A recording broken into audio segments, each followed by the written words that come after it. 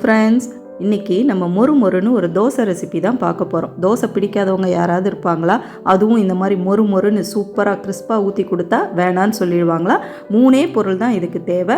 ஆனால் மைதா மாவு, அரிசி மாவு இது எதுவுமே தேவையில்லை. வாங்க எப்படி செய்கிறதுன்றதை டீட்டெயிலாக வீடியோக்குள்ளார போய் பார்க்கலாம்.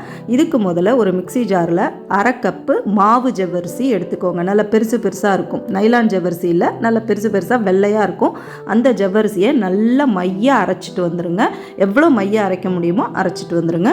இது கூடவே 1/2 கப்பு ரவா சேர்த்துக்கலாம். சேர்த்துட்டு இது கூடவே 1 டீஸ்பூன் மிளகு ஜீரகம் பொடி பண்ணி சேர்த்துக்கோங்க. ஒரே ஒரு பெரிய வெங்காயம் பொடியாக நறுக்கி சேர்த்துக்கலாம். ஒரு பெரிய கேரட்டை துருவி சேர்த்துக்கோங்க.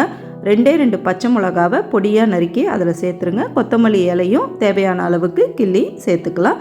சேர்த்துட்டு இது கூடவே 1 டீஸ்பூன் உப்பு சேர்த்துட்டு 1/4 கப்பு தயிர் சேர்த்துக்கோங்க. சேர்த்துட்டு தேவையான அளவுக்கு தண்ணி, நிறைய தண்ணி ஊற்றுங்க. அப்போ தான் தோசை ஊற்றுறதுக்கு நமக்கு நல்ல மெல்லீஸாக அழகாக வரும். நல்ல தண்ணியை ஊற்றி நல்லா கிளறி விட்டுடுங்க. இது 1/2 மணி நேரம் ஊறணும். ஊறினதுக்கப்புறம் தான் நம்மளுக்கு தோசை ஊற்றுற பதத்துக்கு சூப்பராக இருக்கும். நல்லா இந்த மாதிரி கலந்து விட்டுட்டு 1/2 மணி நேரம் இதை ஊற விட்டுறலாம். அதுக்கப்புறம் பார்க்கலாம். இப்போ 1/2 மணி நேரத்துக்கு அப்புறம் நம்மளுக்கு மாவு கெட்டியாக இருந்ததுன்னா இன்னும் கொஞ்சம் தண்ணி கலந்துக்கோங்க. இப்போ இது கரெக்டான பதத்தில் இருக்குது. இப்போ நல்ல தோசைக்கல் சூடானதுக்கப்புறம் மெலீஸாக இந்த மாதிரி ஊற்றுனீங்கன்னா சூப்பராக கிறிஸ்பாக இந்த தோசை ரவா தோசையை விட கிறிஸ்பாக வரும்.